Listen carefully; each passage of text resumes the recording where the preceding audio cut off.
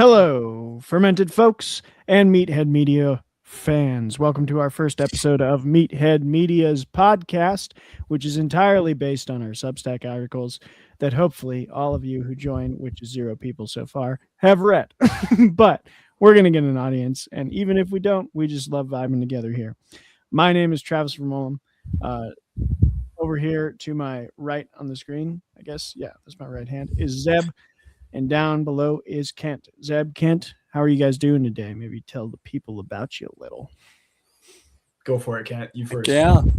Yeah. Happy to be here in Milwaukee with Zeb. And going to school, having some fun, working, usual. Nothing too crazy. How about you, Zeb? Same old, same old. I'm a grad student at Marquette studying exercise science and working on my doctorate. So I'm trying to really fully encompass the meathead side of this. Mm-hmm. And the three of us collectively make Meathead Media. Again, for anyone curious, we are a Substack and now podcast. We basically just talk about movies. Sometimes I will throw in a book. Have either of you thrown in a book yet? No. Zeb's done a style of documentaries in general, which was outside the box a little. So, but for the most part, we review movies and kind of talk about them through a lot of different lenses, oftentimes philosophical. And today we're going to be reviewing each other's articles and just talking about what we saw is really beautiful things about them, maybe what we really liked about the movies that were written about, all that jazz. Hopefully you have fun. And at the end, we'll wrap it up by telling you what we're looking forward to and currently watching. So without further ado, Zeb, I am very excited to talk about our first article. Our theme for January was turning the page. And Zeb kicked us off with one of my personal favorite movies of the year, 2025 being the year, Marty Supreme, a Josh Safdie film starring Timothy Chalamet.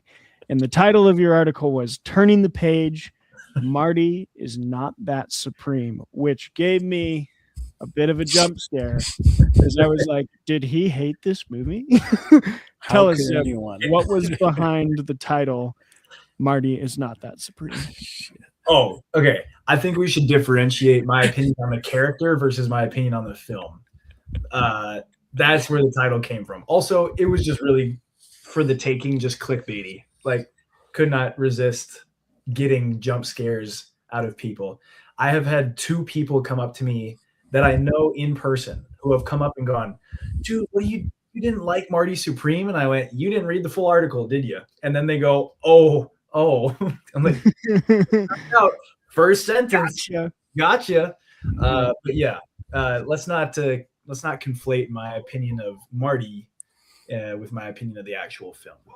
That sweaty New York wet rat that they call Timothy Chalamet did one extra job. Those wet cigarette boys, they're all the rage right now. And yeah, I think let's jump in there. I have a lot of things I would love to talk about with Marty Supreme, but you liked this movie, I think, for a lot of the same reasons I did. One of which is sort of the ambiguous ending. So I want to start at the end, right? Okay. We're gonna spoil everything on the show, people. If you haven't seen Marty Supreme, go watch it. Go read the Substack article, then come back and watch this video. That's the sequence of events. It's like the MCU up here. Okay, you got to watch 3 things before you can watch the thing. I love the ambiguous ending. I think it can be interpreted 2 different ways. I 100% interpret it as Marty is going to be a terrible father, but I don't know. What did you think was really good about how that ending was led to and sort of the life of Marty Supreme? Yeah, I think just sheer irony. Like, I spent the whole movie thinking, okay, there's got to be a redemption arc, right? There's got to be some kind of Rocky IV style redemption where he finds out the true meaning of like working hard and actually breaking his back for a living, and then he does go and beat the world champion on the championship stage. But then for the crowning moment of his ping pong career to beat his rival in a farce match in like unregulated conditions, and that be like the crowning achievement of his life, I think was just screaming mediocrity. And that's what made it so poignant, that the ending of just having a kid was like the greatest thing that had ever happened to him, because in reality, his sporting career wasn't actually that good. Like he wasn't as successful as he thought he was. And the movie did a really funny bait and switch on us where they led up to like, okay, this is it. He's so successful. But then when you think about it, he's really actually just kind of, Mm-hmm. you know? And so that's why I really thought that the ending left a lot open because he could go one of two ways. He could keep being a dirty, wet rat and a shyster and keep trying to work his way up to the top. Just he got to get the next big break. Or this could be the moment where he realizes this was all pointless. Now I'm just going to be a father. My money's on the former, not the latter. Kent, you looked like you wanted to jump in there. I'm mostly agreeing, and also I'm sure you noticed earlier I could not stop chuckling to myself because Zeb in the gym, we were talking about the article, and this man could not stop this rat bastard, fucking rat bastard, Timothy Shallot. It was awesome, but yeah, no, I absolutely agree. I do like the ambiguous ending, and I think a lot of great movies handle that ending well, and Marty Supreme definitely handled it well. And just like how we're talking about it, yeah, there's a couple few plausible outcomes that it could take, and I like that. Yeah, there's probably a wholesome moment within that, whether that is that he likes being a father or just being shoved into the position. It gets him out of that scheming situation. I don't know, but all in all, I thought it was awesome. I'm glad you brought up wholesome, because I think the length of this movie makes us forget the actual chronological timeline of the movie itself.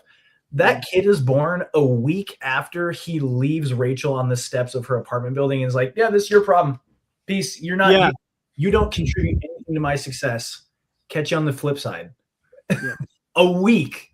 Nobody changes that fast, even if they get spanked by a dirty old businessman. I think what I was reminded of by this movie, and I hope this doesn't sound too harsh, is like the small town, like hometown hero athlete. Like, and Marty is clearly, more dedicated to the sport than that. It's like a mix of that guy and like how much of a psychopath Michael Jordan seemed to be in the Last Dance, because that guy's like so focused on success in that documentary.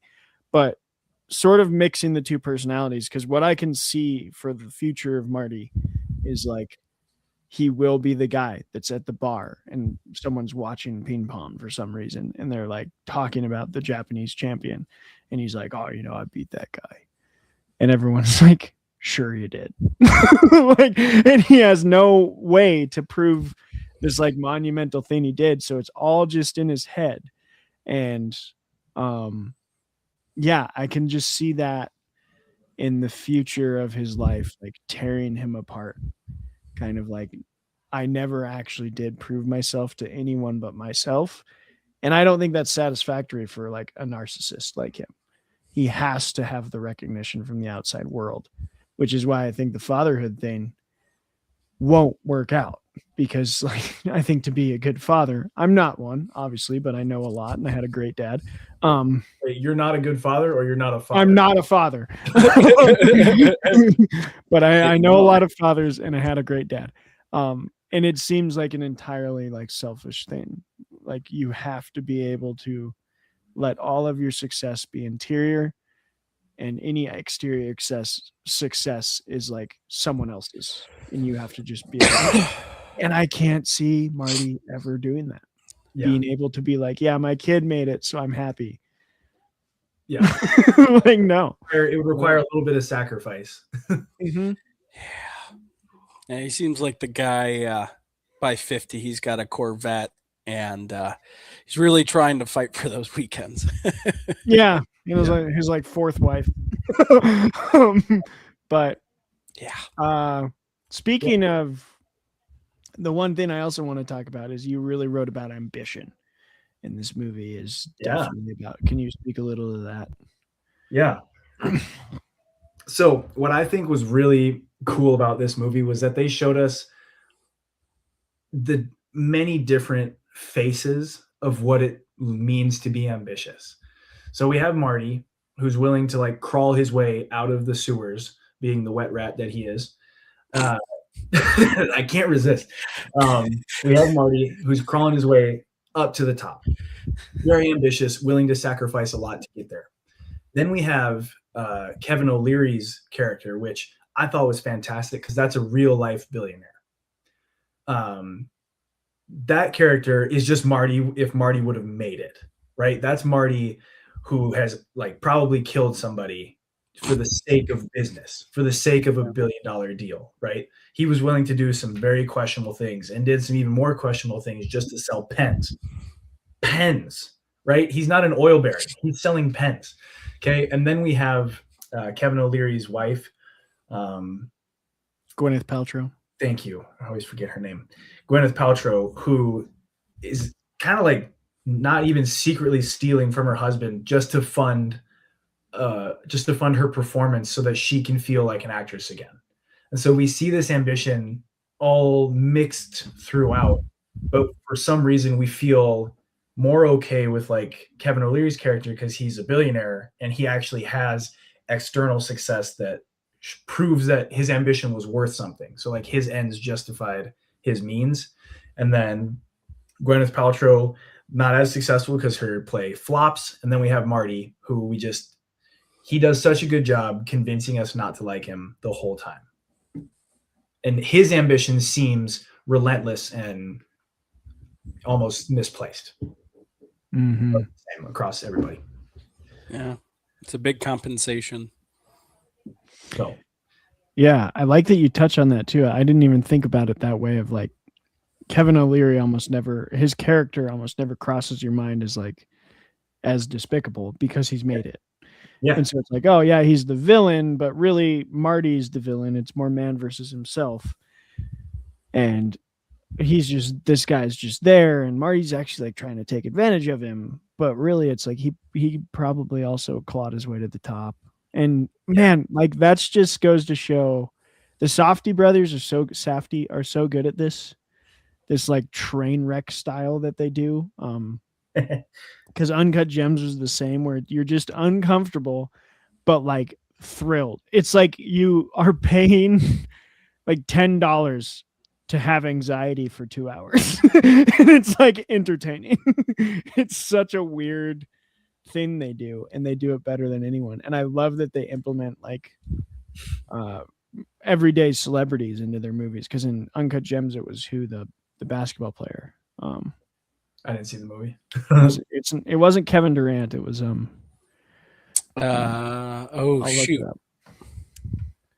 I feel like it was a Kevin, but I can't remember. I'll look it up on IMDb. It might have been KD. I think it may have.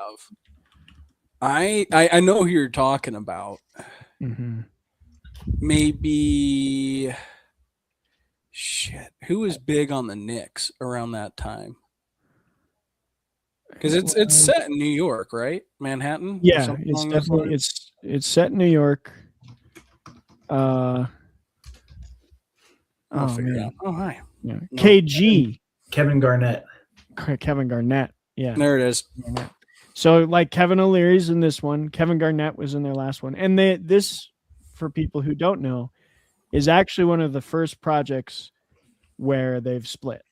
So the Safdie brothers for a while, for most of their career, made movies together. This was Josh's, I think, second foray by himself. And in the same year, Benny made the Rock's new movie. The Smashing Machine. So they kind of went head to head this year. And I will say, I think Josh, success-wise and box office-wise, undisputably came out on top. I haven't seen The Smashing Machine yet, but I've heard it's pretty solid. I just watched it. We'll talk about it later. We'll talk about it later. But Talk yeah, about that was in the Meathead section of this, because right. if there's a Meathead movie, baby, it's that one. All right. That's Benny. That's Benny's movie without his brother. So Interesting. Do they plan to come back together at any point, or is that just kaput? They're done. I don't know. Up. I don't know, because it's also interesting that Benny is he's done more acting, because he was in, I just watched Paul Thomas Anderson, Licorice Pizza. And he's in that. He plays the mayoral candidate that what's her name works for the main character. She works for his like office for a bit, and he's the one that like turns out to be gay, and he's like hiding it. Yeah, that's Benny Safdie, and he's been in a couple. He's going to be in the Odyssey. He's playing Agamemnon. Okay. Oh shit. Yeah. So I think that was part of their breakup. Is like Benny wanted to make movies, but he also wanted to get more acting gigs, and Josh is fully like, I want to be a director. So cool stuff. Okay. Very cool. Yeah, this Marty Supreme had a stacked cast, by the way. Tyler, the Creator, the magician Penn Jillette, Kevin O'Leary, and then some like serious throwbacks. Abel Ferrara, who was in Kings of New York. It's like a gritty. Oh yeah. Yeah, gritty gang movie. Yep. Mm-hmm. Oh yeah. Wow. Was he like? Was he the older guy? He was the gangster. He was the yeah. He just stabbed a guy just for fun. Can we talk about that? That shootout came out of nowhere. Like I loved it, but when I'm like, this is a ping pong movie. Like, this is not a ping pong movie. No. Oh yeah. And I will say he specifically Timothy Chalamet had the best freaking ad campaign I've ever seen for that movie. Everything from him, like masquerading those ping pong companions, if you will, just around him with Supreme and like Chrome Hearts, Tim's. Like, oh my God, that was awesome. Didn't put it on any TV, nothing. He's like, I'm just going to show up and people will film me and it'll blow up. So yeah, I don't know. I think he's here to stay for quite a while, especially after this. I mean, Dune 2 and just seeing his intellect with that. He's a great dude. I'm excited to see what he does next. Yeah, he's talented. Very talented. He was one of those ones. I don't know if you guys have had this before, though, like actors where you almost resist admitting their talent until like finally there's always a movie that like, and I think Dune 2 was the one where I'm like, okay, he's awesome. But for a while there, I was like, I don't know. He seems overhyped. You didn't like him in the King? I did, but I think I just didn't really register. Gotcha. File that away as one of his. Another one recently that's been like that for me is Nicholas Hoult, who's been great forever. Like he was in About a Boy as like a little boy, and he was in he Beast and X-Men. He was very good, but forever he was just like, oh yeah, he's okay, and he's okay. And then Nosferatu, I was like, oh, this guy's more than okay. Like, and then I went back and watched some stuff and was like, what was I? I'm an idiot. Like Nicholas Hoult has always been awesome. But I don't know. Do you have any actors like that you guys have seen? That's a good. I'm gonna say yes. This might be too common, but I grew up watching Matthew McConaughey as a non-serious actor, and then all of a sudden I saw the movie Mud and Lincoln Lawyer, and I went, "Oh, this dude's got chops. Mm-hmm. This is fun." Yeah, that's a good one. Yeah, I have a similar opinion on Ryan Reynolds, where he didn't get that serious, but he got serious enough in other roles that, sure, he wasn't the best, but the switch up and how popular he became utilizing part of that comedy, even though he was just only recognized for that. Like, I'm spacing on the movie, but the one where he is the diner, gosh, I'm trying to remember the name. Waiting? I believe so. I believe so. And then Van Wilder, of course. Yeah. I mean, and then he pulls out Deadpool. Like, that's still a very sound movie, even though it's total humor and gotcha moments and very easy plot turns and twists. I don't know. He impressed me. Yeah. I'm still not sold on him other than, have you watched Buried? I've never found anyone else who's watched that movie. It's literally Ryan Reynolds in a coffin for 90 minutes. And it just sounds so bad. Like every time I'm like, that's the premise. People are like, that sounds so dumb. It's pretty damn compelling. And he does a good job. He's like if I remember right, I think he's like a soldier or he was a intelligence agent or something. And like they bury him in Afghanistan and he's like on the phone and he has service because he's not buried very deep. And he's like talking the whole time, but his phone dies and he's like talking to himself. And then a snake gets in there. It's like, it's a wild movie. And I would suggest checking it out. It's called Buried. Wow. And it never leaves the coffin. Check that out. Yeah. Like the whole movie's in the coffin. It's crazy. But, that's nuts. It is nuts. Yeah. We're floating a little far away here from Marty Supreme. I don't want to take too much away from that, Zeb, because if there's anything else you kind of are dying to talk about with it. It's a great article. Hey. Oh, sorry. The Instagram is live on Instagram. I was trying to see where it might be. And it cycled over. All right. Yeah, I got nothing else for this article. Glad you enjoyed it. It was a great movie. Definitely recommend it for people to watch, especially because it did get a couple nominations, right? It did. Let me look real quick. While we transition over. I think Timothée Chalamet definitely got a nod for Best Actor, but I don't know if the movie got anything else. Let's see. Marty Supreme nominated for 9 Oscars. Sweet. Timothée Chalamet makes history. How? He's definitely not the youngest. They've literally nominated like a child before. So yeah, I was gonna say. I wonder how he made history. Yeah.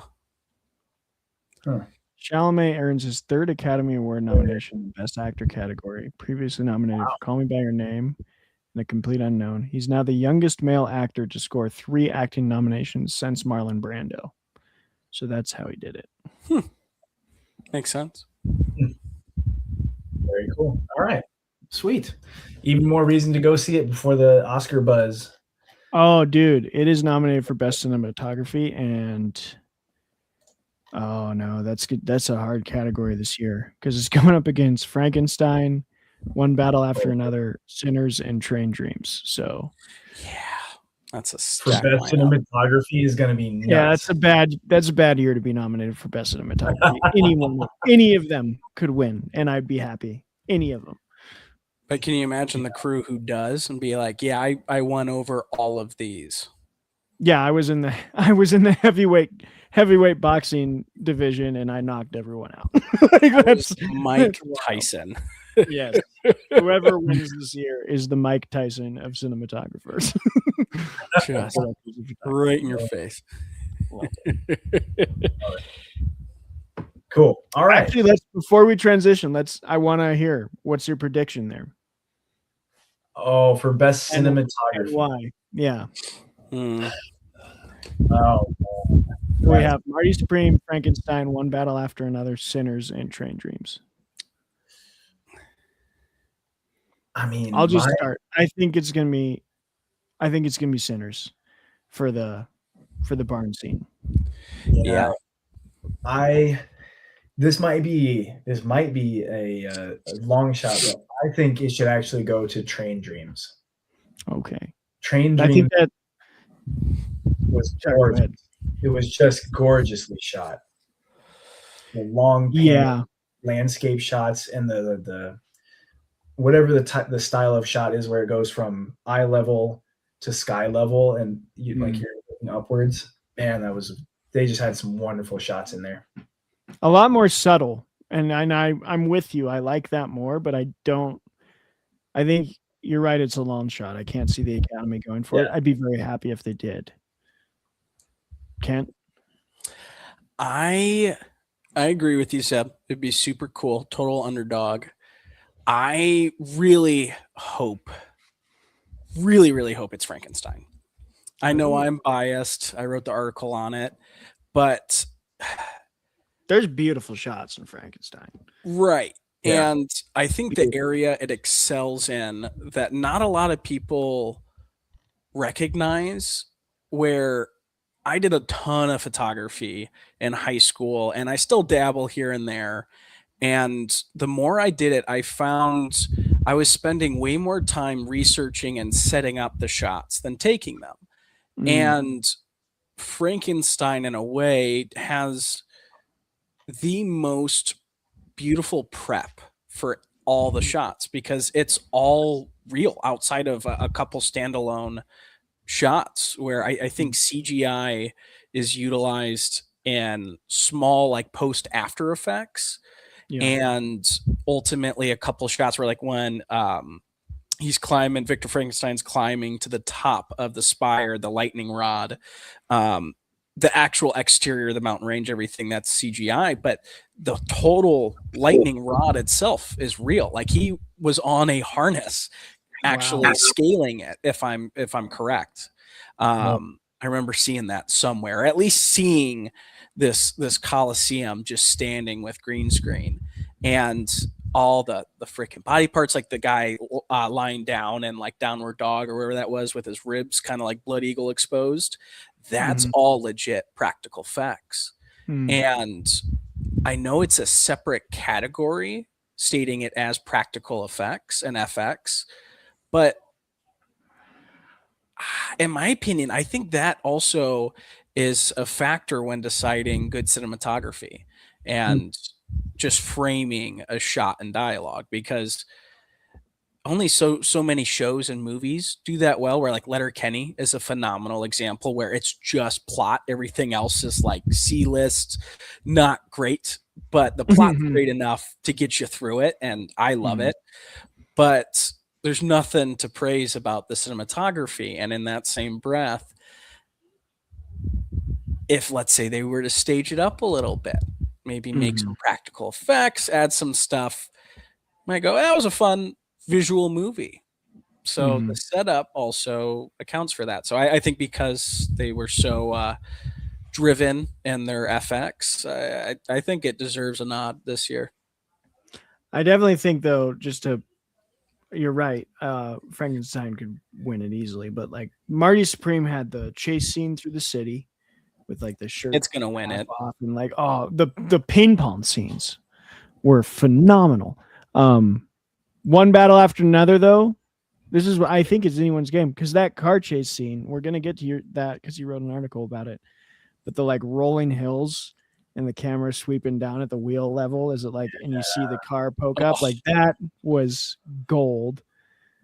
And then Train Dreams has its like sweeping landscape shots, and yeah, man, anyone's game for cinematography this year. Heavyweights. All right, maybe went a little longer on that than I want, but I love it. We're having fun. It's relevant. Soft pitch to you. Heck yeah, absolutely. Speaking of running on the edge, Travis, I'd love to ask you about Edge of 17 and your article. I know we all read it, but in general, I guess your favorite aspects when writing it, like what would you say your favorite paragraph from your article is, or what would you enjoy most writing about it? Very good question. I came up with this one to write about because I really wanted to write about Darian. I think he's a really good character. And at the end of my sort of second section there a protagonist who loves to mess up. I kind of quote him and I talk about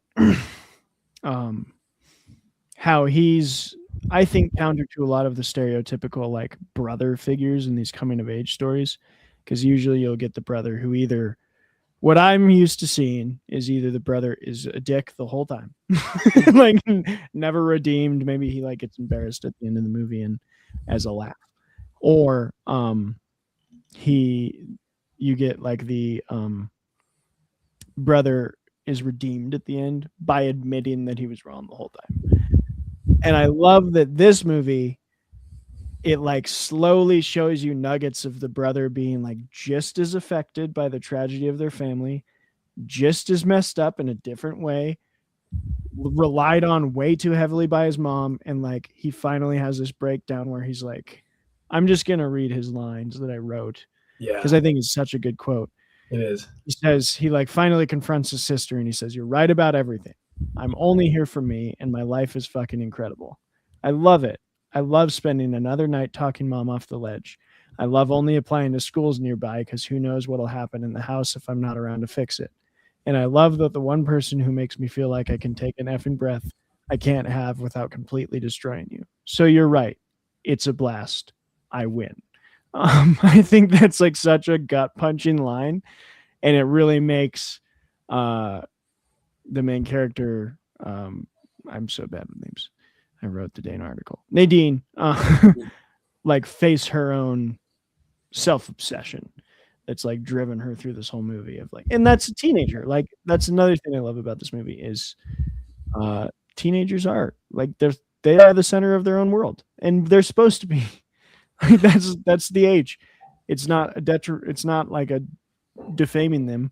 It's odd when a teenager is like very empathetic. That's not a normal teenager behavior. That's a strange teenager.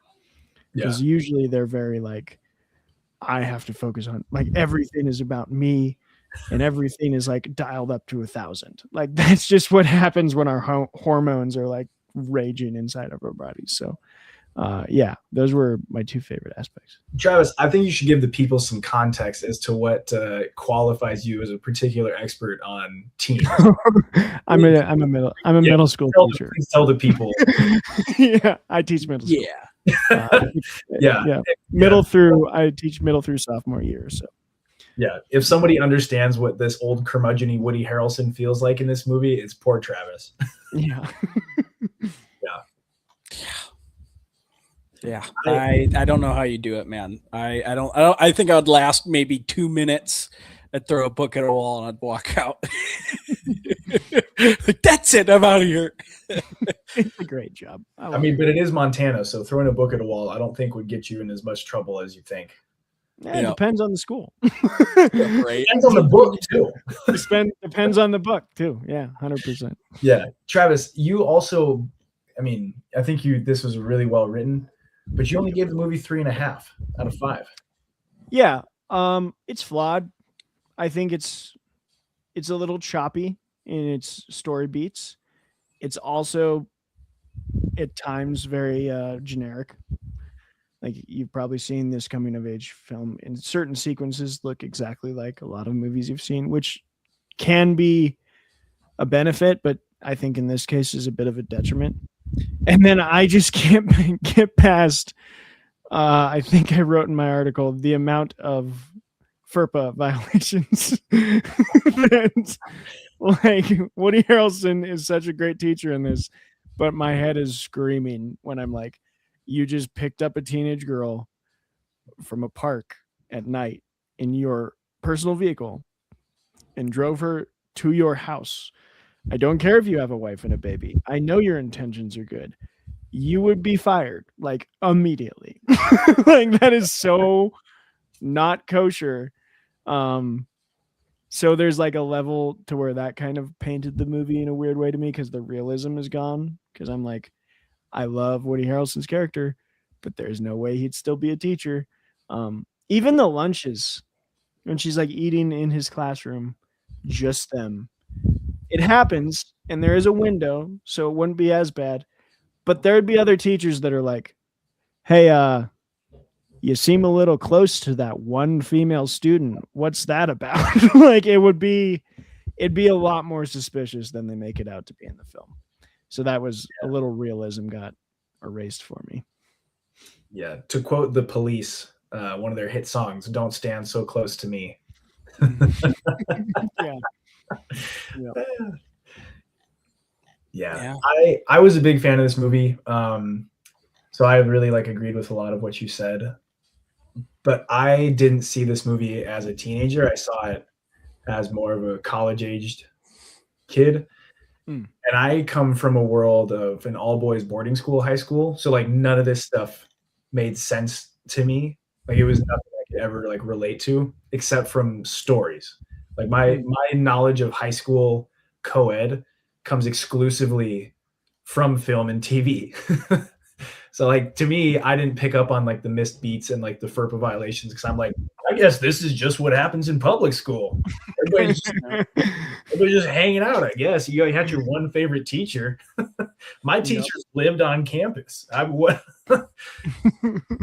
Yeah. Yeah. Different world. Very different world. Yeah.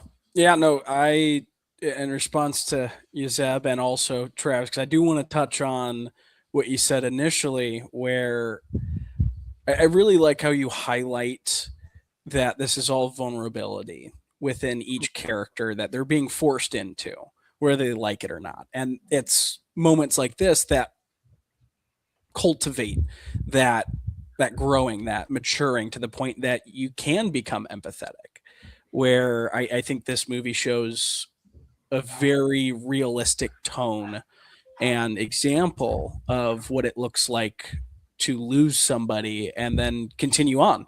Because most movies, they'll use it for plot points, but the timeline's really quick. There's very few movies that will really explore that depth, where like, let's say like Manchester by the Sea really explores loss at an extended time frame.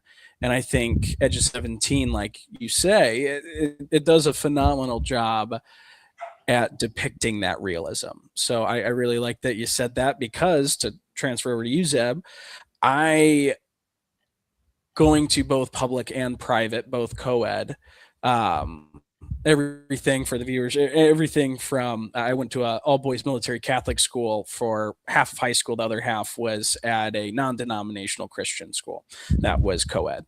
And then I just went to a public middle school, and everything within it, it's very realistic, where without droning on too long here, I found that statement that you also read, Travis, to be very enlightening. Of course, a gut punch, but shoot, it was, to me, kind of hilarious, the sarcasm. That is such a sibling thing to do. So another nod to realism there of like, no, I'm not going to have and tell you this like I'm telling anyone else, or in a very practical, straightforward way. It's very much so this, well, I'm still going to tease you, even though I'm expressing my grief. Congratulations, you win. You're right. You win. Jerk. Yeah. I'm out of here. Thanks, Kevin. That is so good. And I think it points to, I really like to the relationship between Nadine and again, bad with names. I'm looking for it now. Her boyfriend at the end.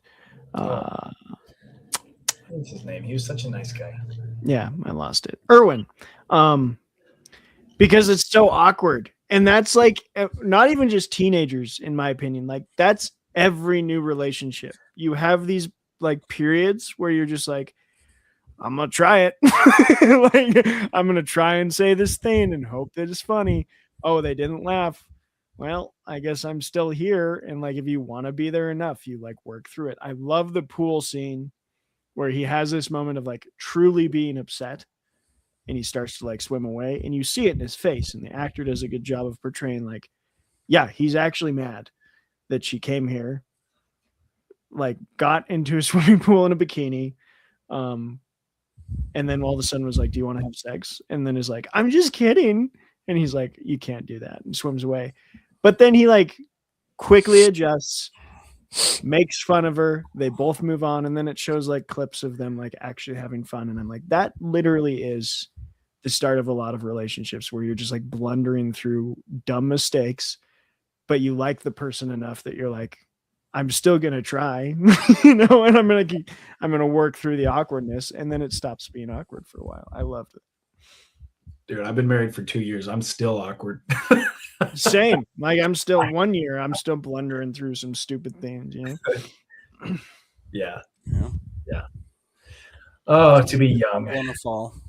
I absolutely look. If you gave me a choice, do you want to go back to being 16, knowing all that you know now? I wouldn't go back. I wouldn't either. No, definitely not. Rose-colored glasses are smashed. Smashed. So I'm the only one here that went strictly to public school. Yeah, man. All right. I did public middle school, so like a lot of this stuff was similar, but like there were certain things that were happening in high school that were not happening in middle school. So it definitely changed the dynamic a lot. I had no option. There was one school in my hometown. You went to that school or you were homeschooled. That was it. God bless the High Line, baby. Yep. God bless the High Line. Oh yeah. Well, at that point, I wouldn't even consider it as traditional as other public schools are, where they have their counterparts in private. I mean, yeah, shoot, it's like it's small town at that point, where you got that's a whole nother ball game. I mean, I could have went to Shelby 20 miles down the road and been a coyote, but I think my dad might have killed me. So. Oh, okay. So yeah, that run was, coyote. the other closest school. Cool. I hope I didn't hog the mic on my own interview there. Anything else? No, we're right down the middle. I think we stopped at like 25 for the first one. We're at 42, so we're chopping along. Well, fellas, I'm sure we have to go to the restroom. Our currently non-existent audience has to go to the restroom, but when they watch this video, they might. Later, they might. So we're going to throw in a 2-minute break here, refill your beers, empty the other thing, and we'll see you back here in 2 minutes. Just turn your cameras and your mics off, and I'll click this timer. Cool. Oh, come on. Why? Come on. I'll wait for you, Kent, so you're not alone. Yeah, why don't you want to stop? How? I might down at the bottom. It's down at the bottom. Right. Is it just we're live? Hey, there he is. Hey, we'll be back, people.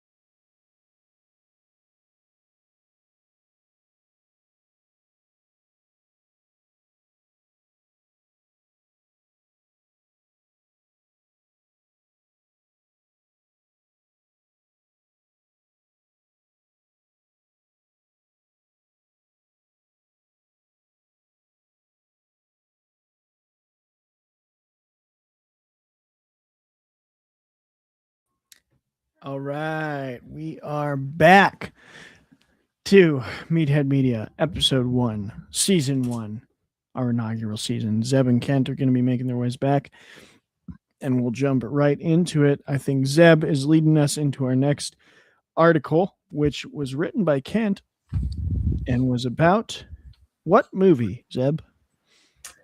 Good Will Hunting, baby. Oh, yeah. Heck yeah.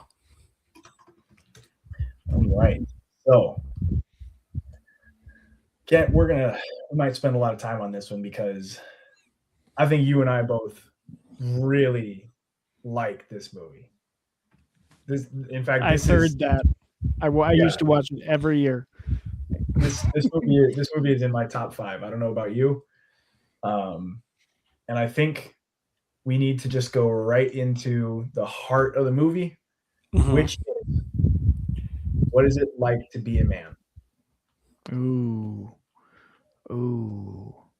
And with that, I think you should give us like a brief synopsis, just very brief, of what you saw as good old Will's arc here in this film, because that's going to lead us into the different avenues that we're going to touch on. Yeah, I mean, ultimately, to kind of give like almost a plot teaser and kind of the back of the cover of the book. I'm trying to find the right word outside of toxic masculinity, because I feel like that's overused. Misguided. Right. Because it's Will's behavior isn't toxic because he, in the best way possible, he's a scared pit bull that he had his own trauma, whatever that might be. Rather how he interpreted said trauma, he begins to act out in his own ways, but there's also this security around his environment where even though he's punching dudes and going to jail, he doesn't seem that rocked by it. But then once he starts going to therapy, he starts leaving his confines, his both physical and personal boundaries. He begins to grow, and through that growth, he's then recognized for what he can produce. And I think that ultimately, Zeb, to answer your question, is one of the weirdest things for me about being a man, a traditional man, if you will, of, okay, hey, yeah, you're expected to provide. And as a kid, not in that I didn't want to do this stuff, but it was very much so like, hey, when your partner's 50-50, sure, right? It's in current society, I feel like there's definitely an impression it leaves on you that, well, I'm big, I'm strong, I'm going to do it all, I'm going to do everything. And you're expected to provide. So once Will begins to provide, I think that's when the story really gets interesting. And that's when he starts to find himself, whether it's through literature, whether it's through math, whether it's through therapy, whether it's through love, he finds a way to experience his environment in a new way, and it scares the hell out of him. So he barks back. And finally, at the end, he gives in. He finally accepts that, hey, maybe this might be a little maladaptive. Maybe Mr. Robin Williams might be on to something here. So gives in to what? Not being afraid anymore, to that fear. Giving into vulnerability. Yes, absolutely. That's a great way to put it. Okay, because that's something that in your last paragraph of the article, you really well like tied back in, is that Will spends the majority of the movie being a tough guy. Right. He does everything in his power to be tough. He lies about having brothers to make it seem like he's normal and tough to Skylar. He doesn't want her to ever sleep over because then she'll realize that he's actually kind of a bum, and that would defeat the whole tough guy attitude. That's why he That's why he rips that guy apart in the bar. Everything for him is a farce. It's a portrayal. It's a facade of what's underneath, and that's what Sean Robin Williams uncovers. He mines out so beautifully in Will's psyche. Is like, dude, you can stop being tough. The scene that really set that chain of events off was the bench press scene. You remember where they're like, yeah, you lift? Yeah. Free weights? Yeah. How much you bench? 220. You? 275. And they're posturing, but Will doesn't know that they're playing mind games until the next session when he sits and just counts the seconds for 60 seconds. He's playing all these angles of like, he never lets anybody get the better of him.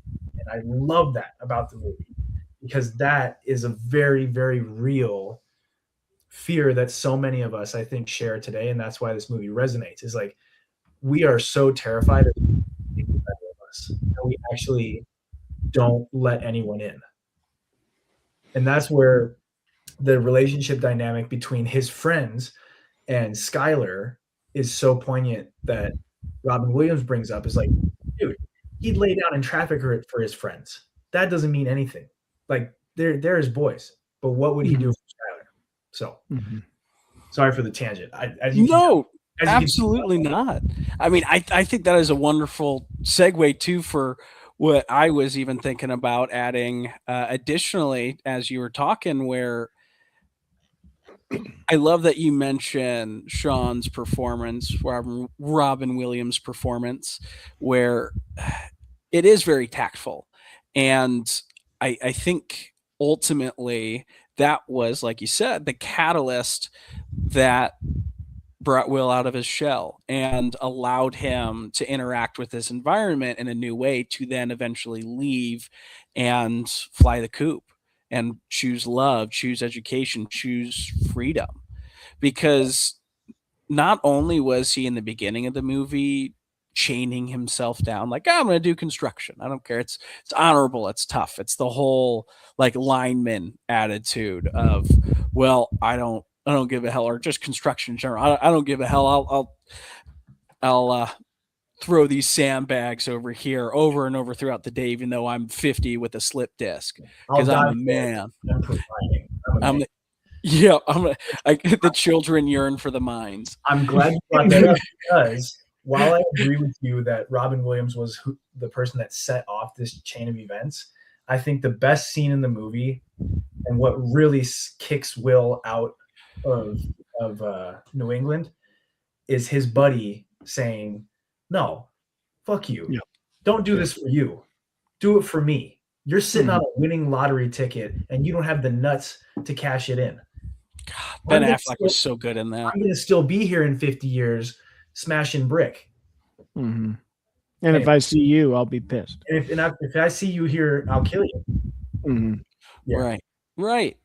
Because at the end of the day, what Will, in my opinion, truly learns through that vulnerability is emotional intelligence, and how that can't necessarily, I mean, to a degree, in my opinion, could be inherently given to someone. But Travis, as you mentioned, kids aren't empathetic in high school. They're naturally.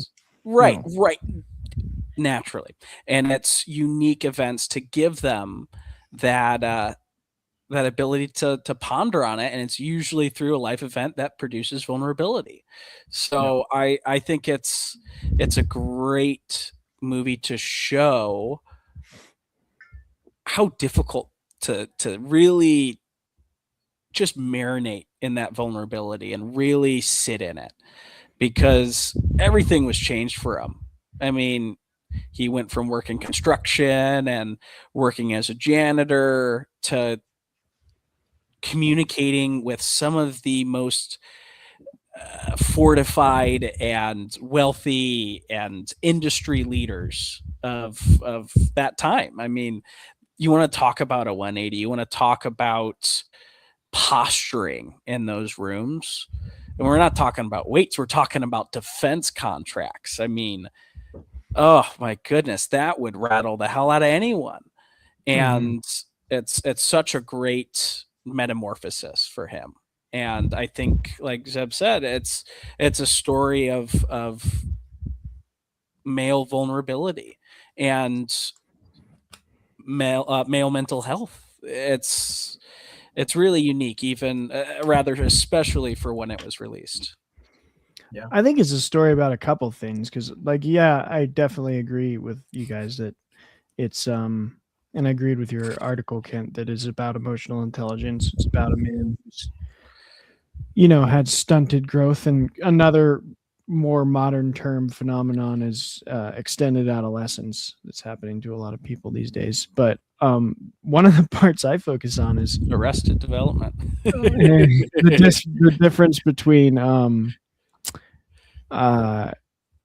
sort of wisdom and knowledge. And that's like a big focus I have. I'm at a classical school, and our whole thing is, learning like the Greeks did, and they were more focused on imitation, constant testing, and not testing in the sense of like we're taking tests, testing in like you're going to create a work and we're going to keep revising it until it's perfect. And there's a relationship there always, because there's the reviser and the writer. And so I think there's a lot of that here, where every posturing moment that Will has is just purely knowledge, and he's just really good at like beating it in repetition to where people get like overloaded. Like the grad student is like, I've read this book, and he's like, I've read that book and this book and this book and this book. What are you going to say about that? Boom. And the grad student's like, he's overloaded. He's like, he gets put on his back foot. And I've been there on both sides, where I've been the a-hole who just like beats people with like citations. And I've been the guy that wasn't ready. He like comes to a conversation. He's like, I think this. And someone's like, well, you haven't read these 7 theologians, you idiot. And I'm like, who do you know like, here? there's something so much more beautiful about what Robin Williams brings him to, which is wisdom, in that like you have to be able to see the person behind the knowledge in front of you and be like, can you tell me what you think? Like, can you articulate to me your thought? And I'm not going to like browbeat you with 60 citations. I want to know and make sure that I understand what you're trying to tell me. And I think that's what Williams kind of character Sean gets him to, is like, you can have all the knowledge in the world. The park bench scene is my favorite scene. Great. All the knowledge in the world, if you haven't actually experienced relationship, it doesn't mean anything. Like we are relational beings. Human beings are, men and women alike. We have to share. That's like our whole thing. And I think you're right that men can steep deeply into this hermit mentality and almost get away with it more, because it's like, yeah, I'm a tough man. I'm just gonna go build a cabin in the woods and strong be by and silent type. And it's like, and we somehow accept that a lot more, when it's like, yeah, there's a time where that might become necessary, and like you have to keep your family and yourself safe. But in like a peaceable time, you really should be striving to get out there and be in community and know people and sit down and have conversations, and not just browbeat with knowledge, but be like, hey, what are you talking about?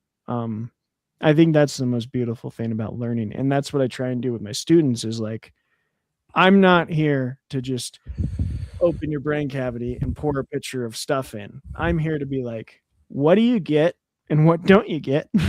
We'll see if I get it.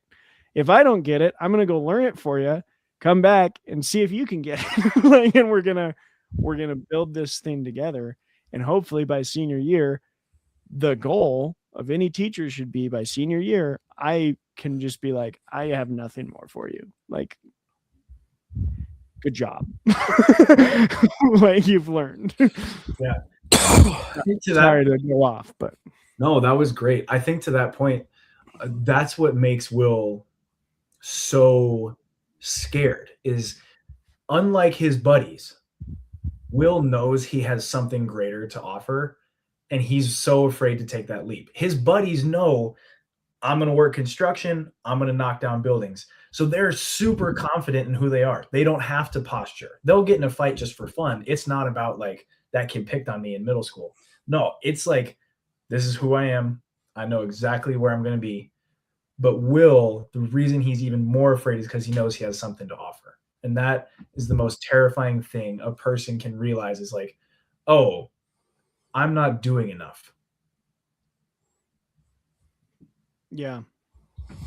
Yeah, it's really unique.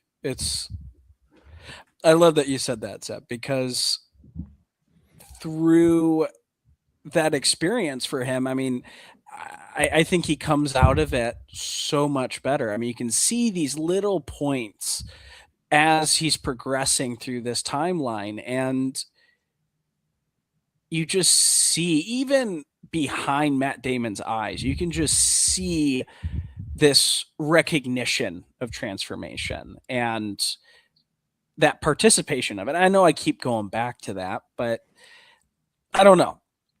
I think the biggest thing with mental health is your own participation, if we're speaking directly to men's mental health, because to your point, Travis, of teaching, of just like, hey, I'm here to give this to you guys.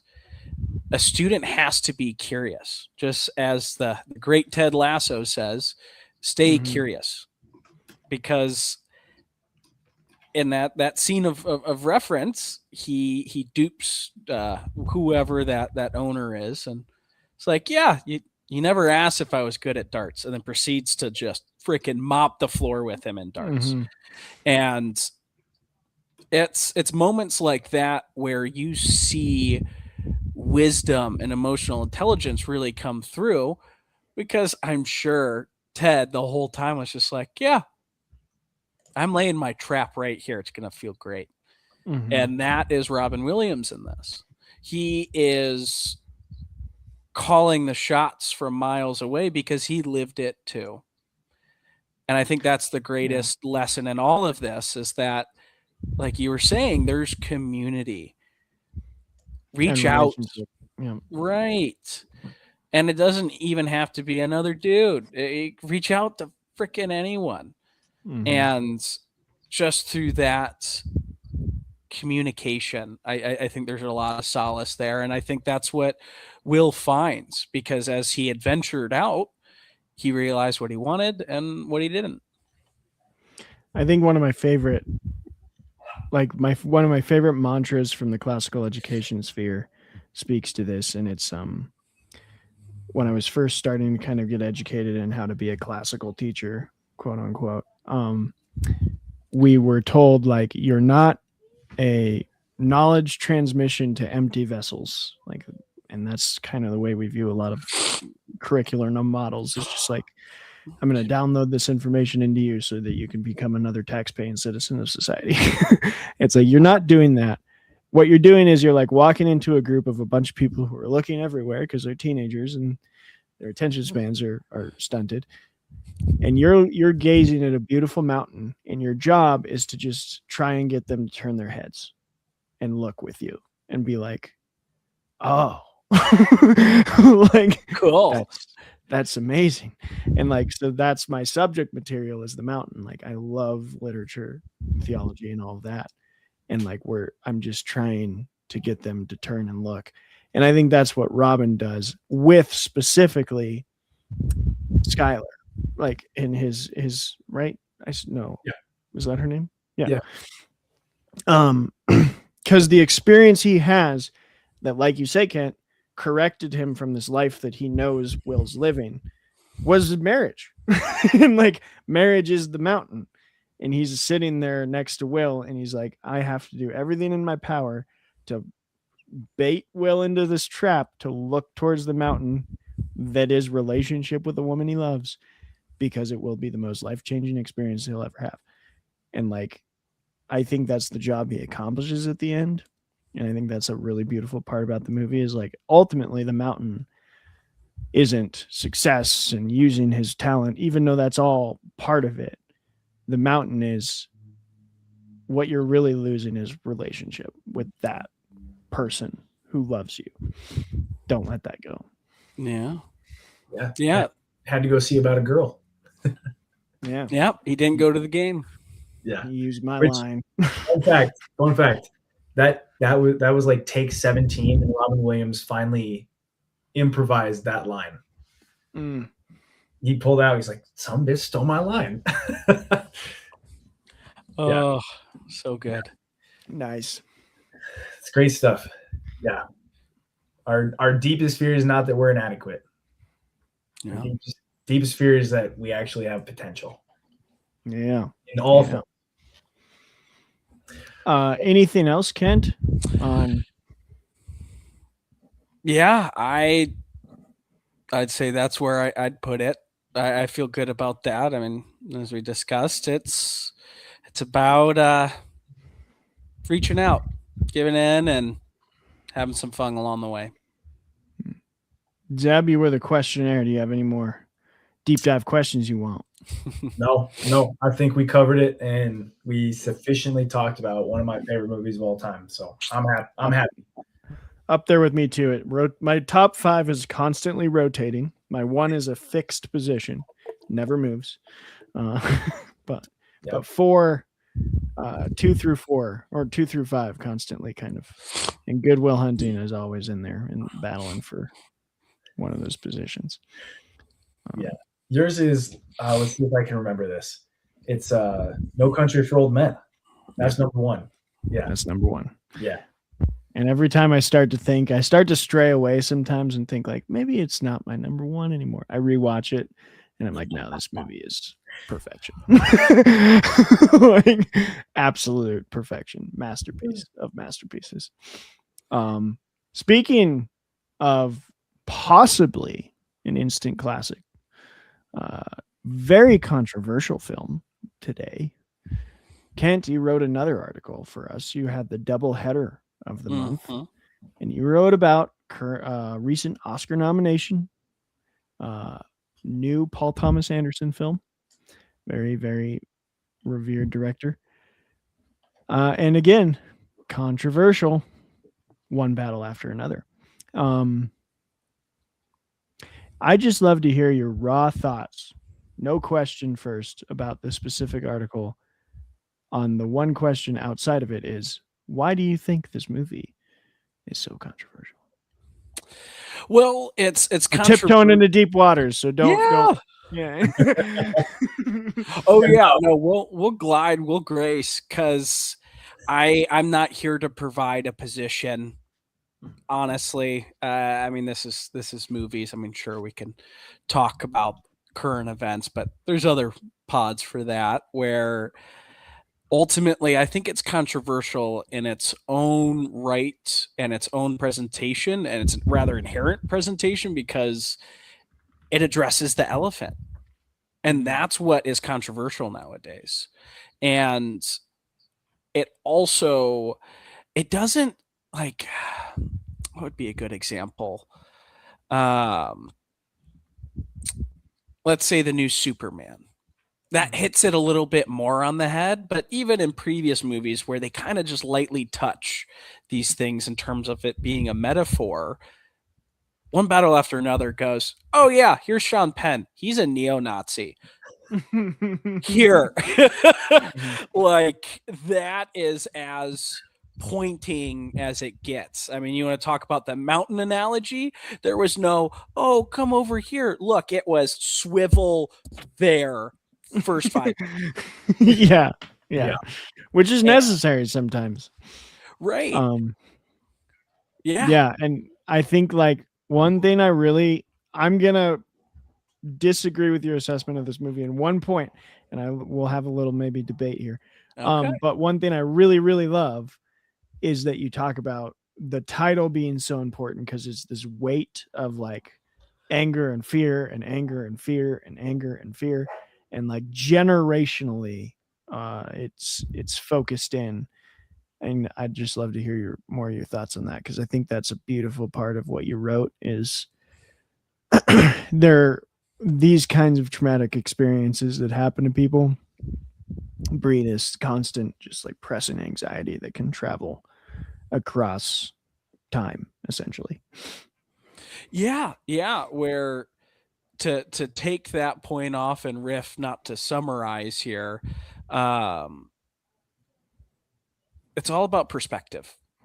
And when you're in an environment like that, I don't know, think about it this way. It's you wake up and God, it is cold. You are freezing. You wake up, let's say you got a little glass half empty. You're like, okay, I'm pissed that it's cold. God, I gotta go to work now. Oh my God, I have to get out of the blankets and close the window. But maybe you got a glass half full and you realize, hey, I got a blanket right next to me that's folded up. Hey, I'm going to throw that extra blanket on me and I'm going to warm up before I take the little mad dash to close the window. And I say that metaphor because when you're quite literally in one battle after another, it gets really hard to look at situations like that and realize you got an extra blanket, or I got this, I got that. Because I think what makes this movie the most controversial is it does highlight certain aspects of how trudging all this is and how difficult even just watching the movie, just to see just going and fighting this institution. And so many people see that. So many people are weighed down from just absorbing this information. And through that absorption, people will eventually go, well, God dang it, why is it cold in the room? And that'll just echo. And I think when you're fighting for something that essential, it's not like you're fighting over a candy bar. I mean, this is like racism, and this is it's essential issues. So to be always in an environment like that and to constantly be experiencing those things, I mean, it'll weigh anyone down. It'll get the best of the best, even freaking, yeah. I'll stop my ramble there. Even Leonardo DiCaprio, man. Even Leo, it'll weigh him down. Right. Yep. Exactly. Yeah. It's like combat fatigue. Like you're just so entrenched in so many flashpoints, you become just numb to. You become numb, and you also just feel stuck. Yeah. In something that you have no power over, which can just be the most disheartening feeling ever. Yeah. But I want to hear Travis's anti. Yeah. It's a little anti. It's not anti the article. I have one glaring problem with this otherwise gorgeous film. Yeah. And it is, like, I can't deny it. Some people are going out there saying, who agree with the problem that I have, but they're taking that problem and saying, like, it's a bad movie.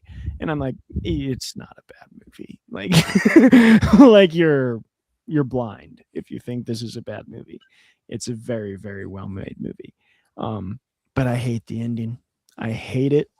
And I think the reason I hate it is because, and this is related to your article, one of your subtitles is "No heroes, no villains, just us." But I kind of thought the movie wanted us to like Perfidia, and she's a terrible person. Like I'm sorry if people disagree with me. Maybe the revolution she was part of has merit, but like she seems obsessed with sex, sleeps around, like cheats on her current boyfriend with a literal neo-Nazi. Yes, she's kind of like swayed into it, but it's weird. It's a weird situation. Gets pregnant, has a child, abandons her child, abandons her like baby daddy, turns her friends in, like turncoats and turns her friends in, then runs away. And then the movie ends. This is what pissed me off. With like 16 years later, she's never come back. She's never really written. She's never done anything to like try and contact these people to apologize to, like, no redemption. And we read this letter that she wrote to her daughter, and all of a sudden it's like her daughter becomes the same revolutionary because she's inspired by her mom. And I'm like, she was not a good person. There was nothing pointing to her that being a deserving ending for the character of Perfidia. And it just put a damper on the whole thing. And I'm sure there was a purpose to it, but I didn't see it, because what I saw coming instead, where I thought it was going, was Leo and the daughter see this theme of like constant stressful just oppression of feeling and decide like, hey, we have to like build a home. But instead it's like, oh, I read this letter from my kind of piece of crap mom, and all of a sudden I want to be her. And that did not seem earned to me. But I can see that maybe there's a point like with the trauma kind of triggering that in her. But I don't know. What do you guys think? That was just my one rant I wanted to do of one battle after another. I hate that ending. Dude, I am so with you. I know I wrote kind of in a very general sense, but yeah, that was a glaring flaw for me. But honestly, I saw it as, this is an unfortunate result. But I get what you're saying, and I agree that was their intention. Where, yeah, I didn't like that. Okay, we went through all this, and now just because deadbeat mom, who also has deadbeat dad. I mean, I know Leo stepped up, but dude, that guy's just smoking pot and screwing off with the teachers. I mean, he's no greater either. And it's like, yes, you can have your intentions. You could go into this situation wanting whatever you want, but it's so naive to think that. Also, I know it's moms. Moms are important, don't get me wrong, especially one that you haven't had contact with your entire life. But to say that trumps all of the events, where my favorite scene, yes, the car coming up, I just thought the fact that she stopped the car and got out, that was so BA. Like I thought that was such a cool scene. And you see just in general this growth in her, and she becomes a revolutionary on her own. I don't think, in my opinion, it's because of the mom. I hope not. I hope not, because yeah, I think she sucks. I think she does. I think you're right. I think she's a nymphomaniac, and she left her daughter with a man who wasn't even the father that she was just screwing around with too. Like, I know she's running away from her trauma, because that's the whole point of it all. The longing, look over the shoulder, I think she's in a street when they do that flashback, as she's like walking away and they never saw her again. And it's romanticizing blaming your trauma.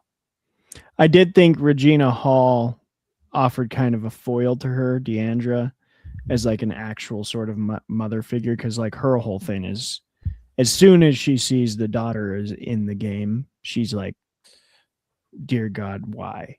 Like, this is terrible. And I thought that was a good balance to Perfidia's character. But it just wasn't enough for me, because it just felt, for some reason, and maybe I got to rewatch it and I missed something, but for some reason it felt to me like the writing was like, see, she wasn't all that bad. And I'm like, you have provided zero evidence to support that claim. I don't think you missed anything. I got to the ending and I thought, why, after all the events that you just went through, would you put yourself back in harm's way? Like, you're on a watch list. Why would you continue this debacle?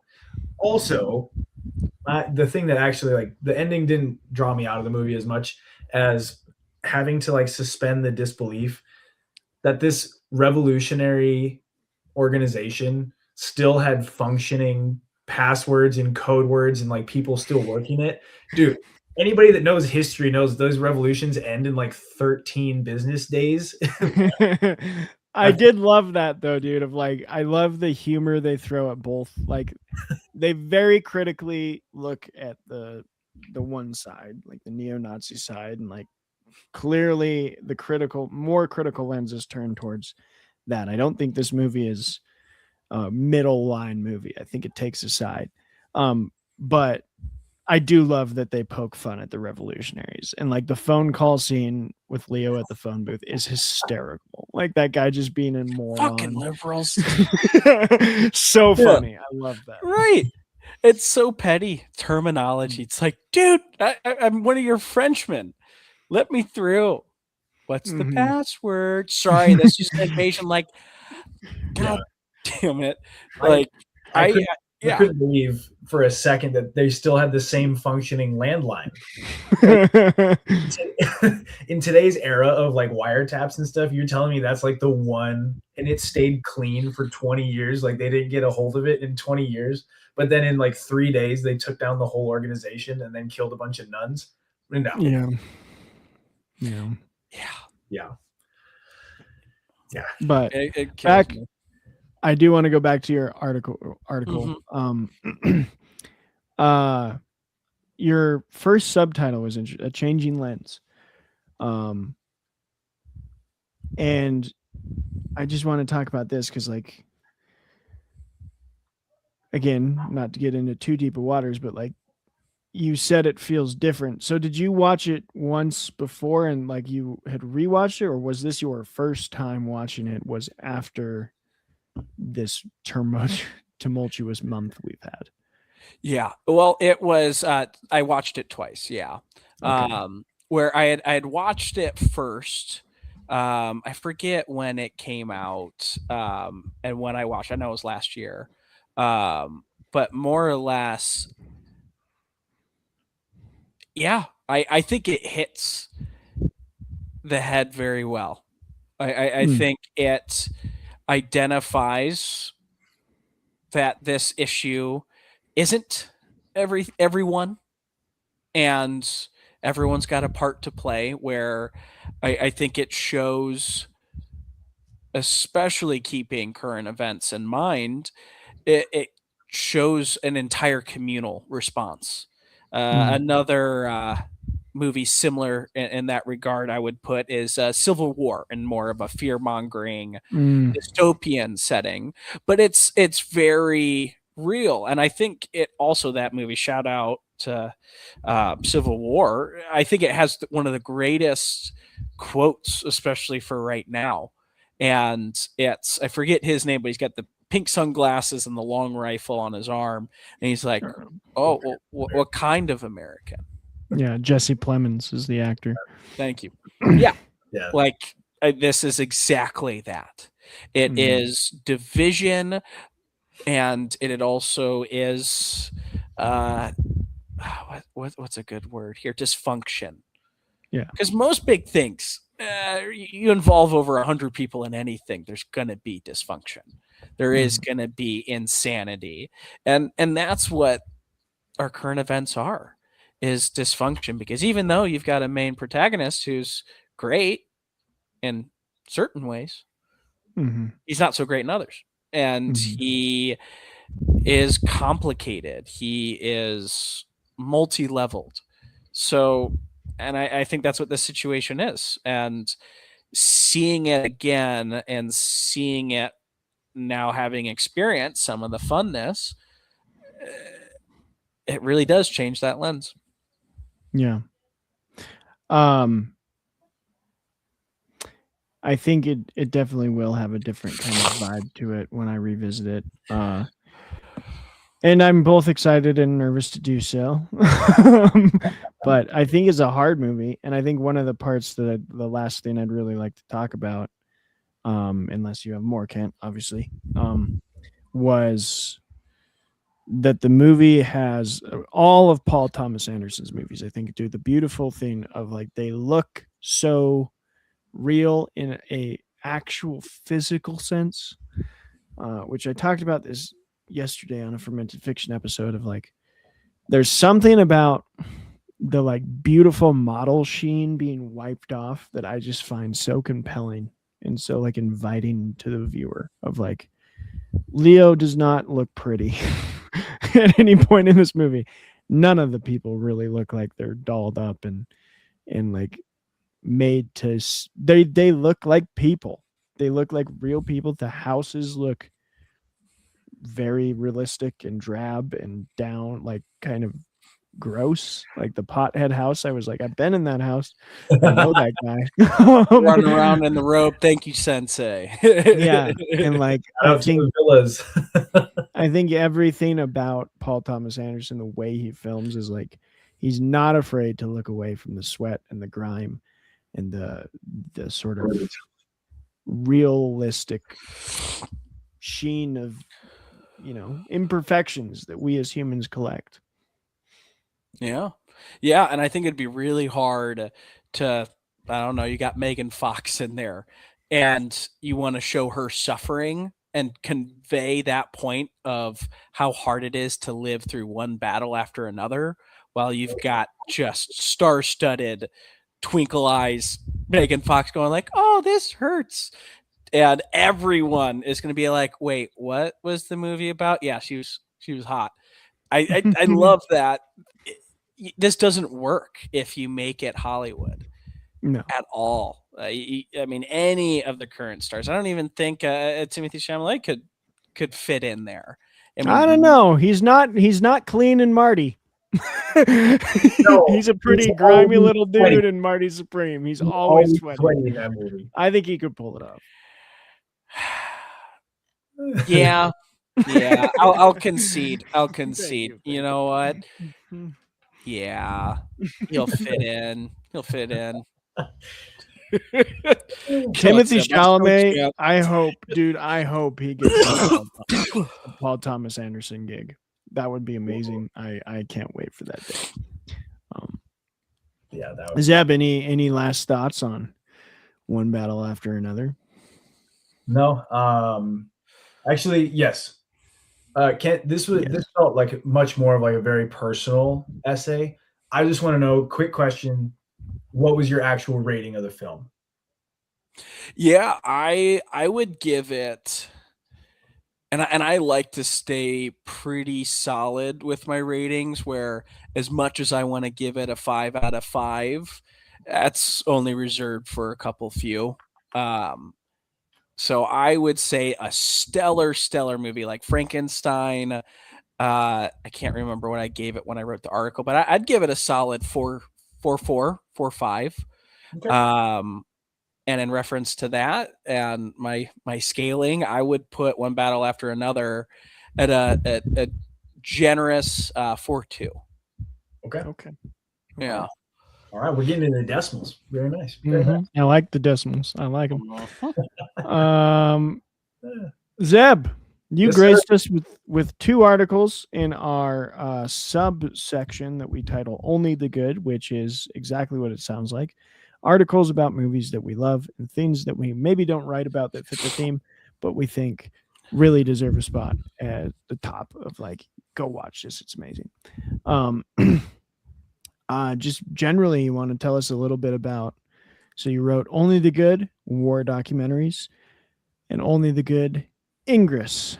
So war documentaries, what inspired that one? What are you proud about with it? Oh, man. So I had a lot of fun with this one because in addition to just loving movies, I also love documentaries, and I'm a big lover of history. So there's a period of time where Netflix released 3 different documentaries back to back. They were all under the main phrase Turning Point. So it was like Turning Point, Vietnam and the Vietnam, Turning Point, the Cold War and the nuclear bomb. Fantastic. And then Turning Point, 9/11 and the War on Terror. All, I think, fantastic, very consumable documentaries as opposed to like something crazy, dry. Like who's that PBS documentarian that does like Ken Burns. This isn't it. These aren't 8-hour Ken Burns documentaries with all due respect to Ken Burns.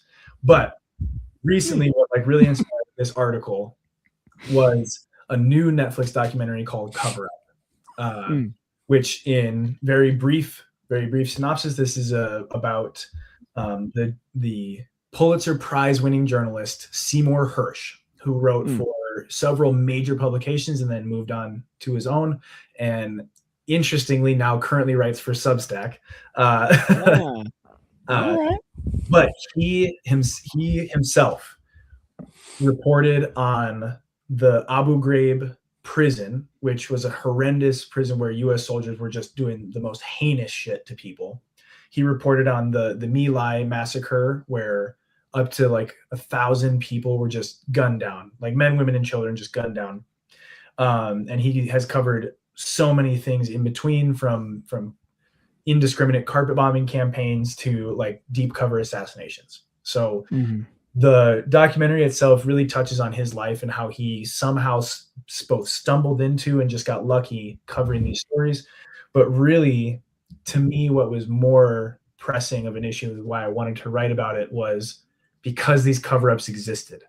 Like, if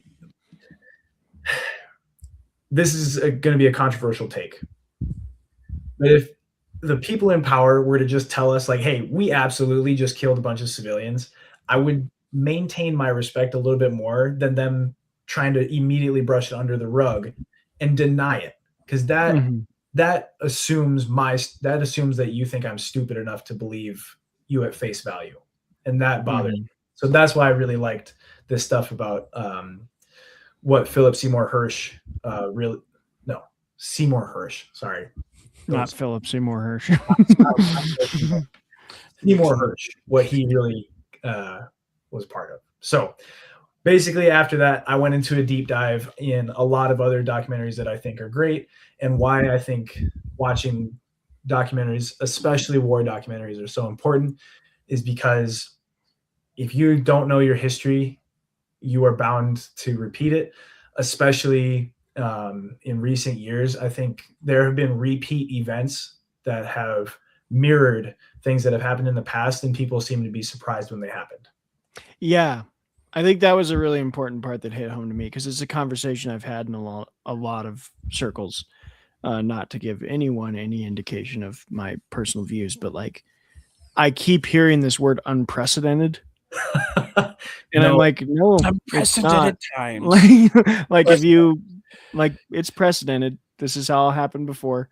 And yeah, again, not going to tell you what I think about it, but I don't think I loved that your article is like, no, it's happened. Like these things are repeating and we have to be paying attention. And I don't even mean like, I mean in recent history, like American history. This isn't like me doing the standard, oh yeah, it's all like World War II. It's like, no, it's not all World War II. It's like Teddy Roosevelt. Like this stuff has happened under presidents of the United States, and go study it and see how it worked out there.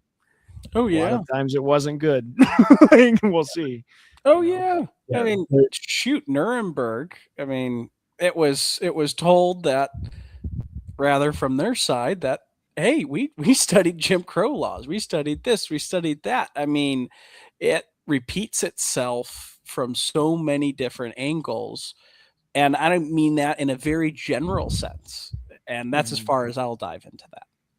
I am curious, Zeb, what you think about like, and hopefully we are a review show, but you know, this is a deep topic, and I have to ask, what do you think about, we've had a loss of, do you think the loss of trust in media in general is going to affect how people consume documentaries? I think is the best way I can put that question. That's a good point.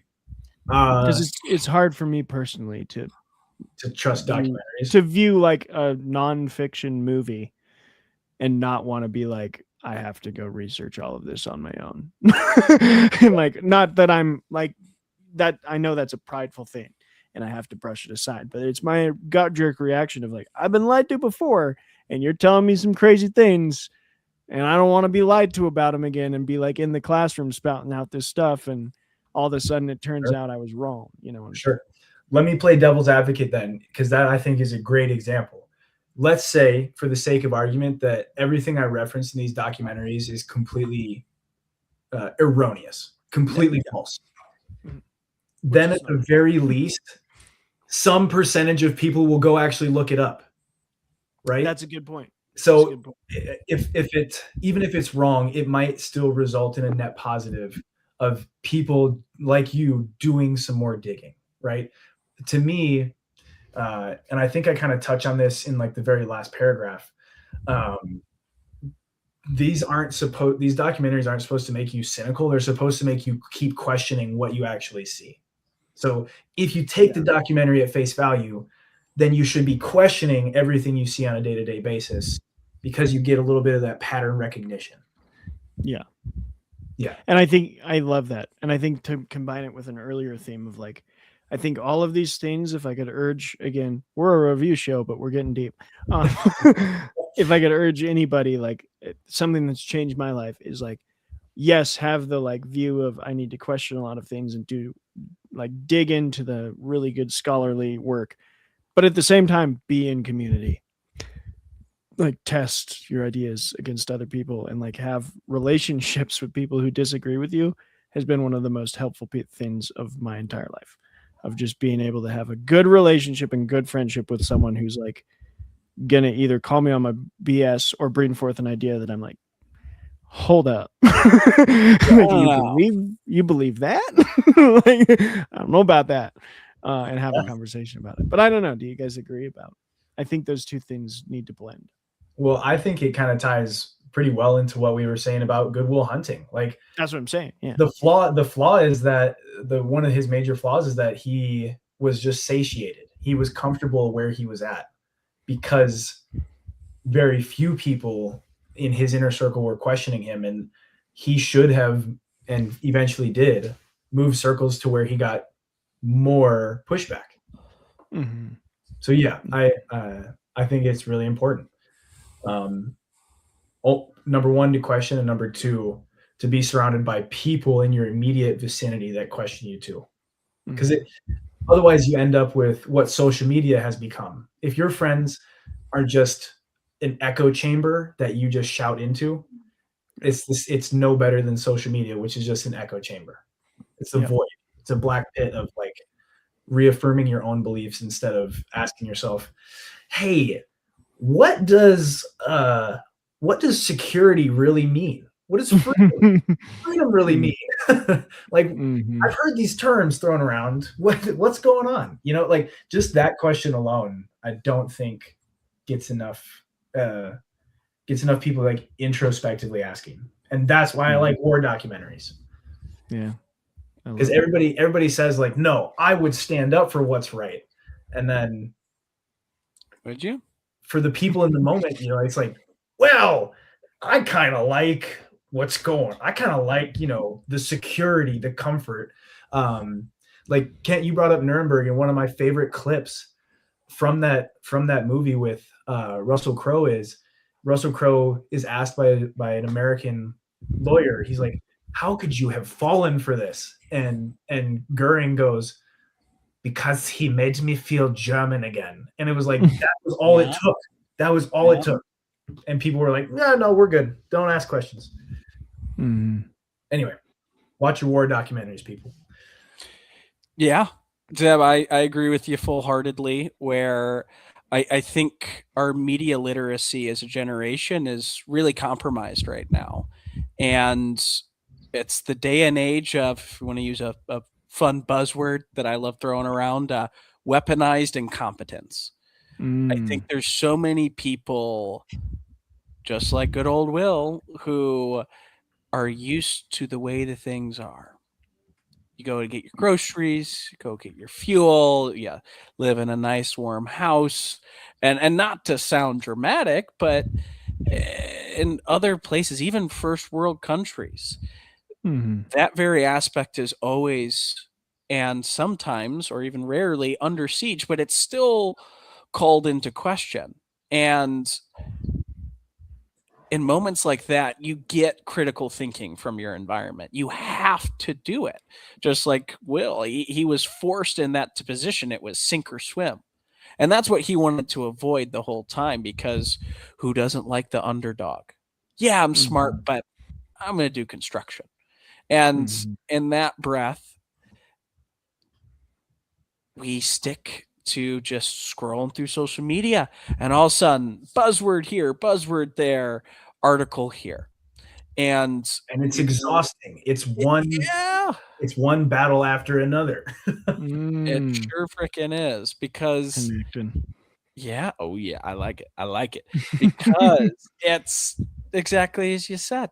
It's one battle after another, and it's cyclical, and it's draining, and everyone has gotten to the point that they just like the little shorts. We've lost long form media. And that's why people like Travis, who are dealing with teens on the edge of turning 17, are so important, especially from Travis's like classical background. Like, teaching critical thinking, common sense is no longer common. Thank you, sir. Thank you. Absolutely. At the risk of being complimented anymore, which I hate, let's talk about. Tell me about Ingress. Good. Very good. Yeah. So when I say we, the fermented fiction umbrella, the fermented fiction family, recently did an episode with the amazing actress and director Rachel Noel James, and I was fortunate enough to be on a movie debate with her for the 2 Moana films. Nice. So we spent 2 hours debating the Moana movies, and then I went.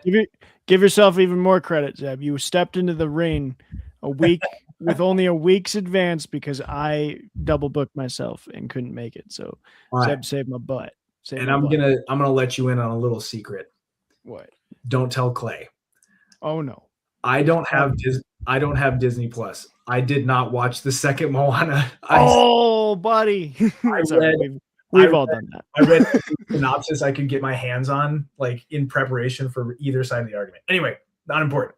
Don't tell Clay. Not important. So in talking with Rachel, we gave her the opportunity to kind of explain some of her films. One of them is Ingress, and she really sold it for me. And I said, hey, I would love to cover this. So I went and watched it. Boys, let me tell you, for an indie film, that was a really good movie. I actually quite enjoyed it. There were definitely hints of other like major movies in it. Like it had themes similar to Arrival. It had themes similar to Inception. Like, it was a very mind-bending, reality-shifting film. But at the core of it was, what is it like to grieve, and what is it like to lose someone that you love, and is it okay to love again? So I wrote the article about the film, and I kind of touched on all those points. And I think Rachel quite liked the article. So good. Okay. Well, everything, everywhere, all at once type deal. Kind of like, cool. Yeah. So the film, I don't want to give too much away because I think you should watch it. It's also filmed on Bainbridge Island, which is an island just off the coast of the Seattle Bay. Gorgeous island. So some of the cinematography is fantastic. Cool. Yeah, it was quite nice. So I don't know where I was going with that, but yeah, the to not give too much away. Shout out Ingress. The main character is played by Rachel. She loses her husband, but she has this weird ability to kind of dimension shift. So she shifts dimensions into realities where her husband's still alive. She shifts to reality where she's in love with somebody else, to one where her parents are still alive, and it all interplays. And by the time you get to the end, you don't actually know which reality she's in. You just know that she's happy. And you kind of have to ask, like, does that matter? Does that matter which reality she's in? You know, as long as she's happy. Right? So anyway, go watch it. It was really fun to write that artitle. Excited to watch that one. Yeah. Once again, thanks for being what is it called in baseball? Pinch hitter. Pinch hitter. Thanks for being a pinch hitter for Fermented Fiction. Permanent pinch hitter is Zeb Boos. Yeah.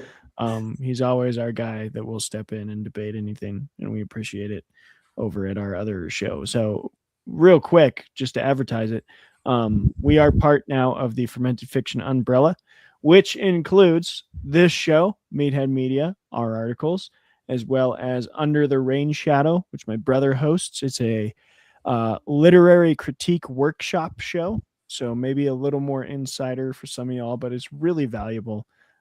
It's and just earnest. Like my brother's going out there and exposing like this process that I think a lot of writers like to maybe deny or hide. Like, oh yeah, we just write perfect things every time. He's like on a monthly basis being like, yeah, I screwed up and I had to edit this, and let's talk about why my story maybe isn't glittering golden yet. And that's really beautiful. He and his co-host Tamara do that. And then the show that started the whole umbrella is Fermented Fiction. My brother and I started it back in 2021 under a different name, which was Sinister Soup. And it was kind of a COVID project, but it's developed into something really cool. If you want to see some of your possibly favorite horror authors and different creators on the show, we've had some big names on there. Come check us out. We just interview them and vibe. We like to vibe. All right. With that, I want to end the show on a triple question for all of us. What have you recently watched that you really like? What are you planning to watch very soon that you're ready for? And what are you excited to watch in the future? We'll start with you, Kent. Yeah. I would say one that I just watched that was really fun. It was a rewatch for me, and it was Alien Prometheus. And it is such a great movie. And I think it's totally the Rogue One of the Alien series. It's a great standalone, but also canon, and great watch. What I'm really excited to watch, where I've already started portion of it, where I've had the holdovers on my list for quite a while, and I just keep forgetting and I keep pushing it off. And I watched part of it last night, and then I started getting sleepy, and I hit the perfect point. I was like, you know what? I'm going to put on a comfort show, go to bed. Where I just paused it right after the rest of the kids, the rest of the holdovers flew away into the sunset on the helicopter. Okay. Good point. Good point to right. stop. And then what are you excited for in the future? Yeah, I'm excited, honestly, for the new Robert Eggers. What is it? I know it's a fun pronunciation. Werewolf. Yeah, Werewolf. Werewolf. Yeah, I think it's great. I'm so pumped for the first trailer. It's gonna be great. It's Robert. Yeah. And after Nosferatu, I mean, dude's just been climbing rungs. He's killing it. He's awesome. Zeb, what about you? What have you recently watched? Are you going to watch soon? And are you excited to watch in the future? Okay. I'm ready for this one because I'm going to turn you guys on to another foreign film. Okay. It's originally a German film. It's currently available on Amazon Prime. Okay. It's called The Tank, but in German, Der Tiger. Oh, I saw that. Yeah. It's good. It's really good. It starts as a war movie. It doesn't end as a war movie. Okay. It was fun to watch, man. Just buckle up. That's all I can say. It's so good. You said Prime? Amazon Prime. It's really good. All right. So that was recently. Up next, I want to try to find, if it's still in theaters, I want to go watch 28 Years Later, Bone Temple. I watched it. Excited to hear your thoughts. Worth it? Yes. It is a bonkers movie, and I don't know what I think about it yet. All right. Okay. It is a wild ride. Better or worse than the first glance?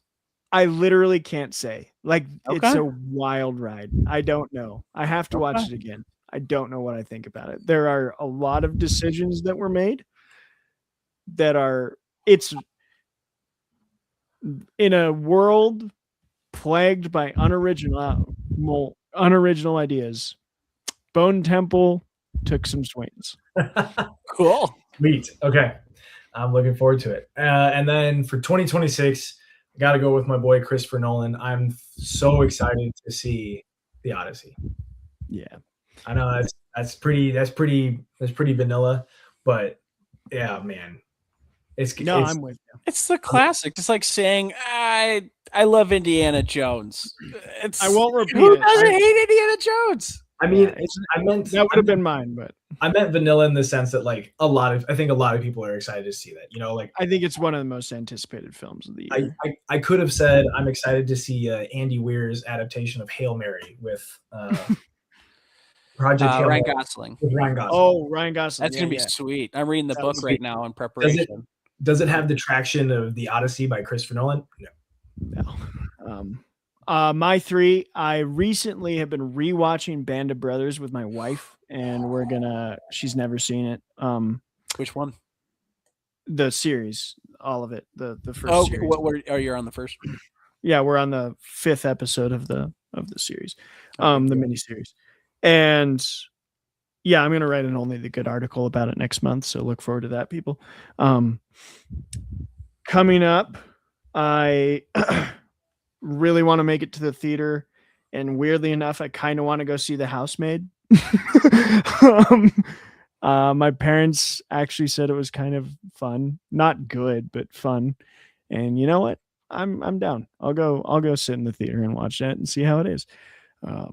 And then most anticipated would have been The Odyssey, but I'm not going to repeat. I'm actually curious. I'm not excited. I'm curious about Avengers Doomsday. Ooh, yeah. I don't know how it'll work, but we'll see. Yeah. Well, gents, thank you for joining me on our show. I don't know why I said me. Thanks everybody for joining us on Meathead Media. We are a group effort here. I know I hosted, but Kent, Zeb, and I write weekly Substack articles centered around themes. Our next theme for February is going to be Dash of Romance, and Kent's going to kick us off. And I will have an Only the Good article. We also might be bringing a new guest author in. We'll see. Right, Zeb? Oh, that's right. Yeah, we might be doing a dual horror review with another Substack author. Okay. Yeah. So be excited for some developments. We might be adding a 4th member to the team, possibly. We're going to test trial your brother, right? See if he can hold up. If he finally texts me back, maybe. Otherwise, okay. Yeah. Well, a lot of exciting stuff happening. We're brand new. We love everybody who joined, and hopefully you go check out Fermented Fiction and Under the Rain Shadow. We've been Meathead Media. We appreciate everybody. Goodbye.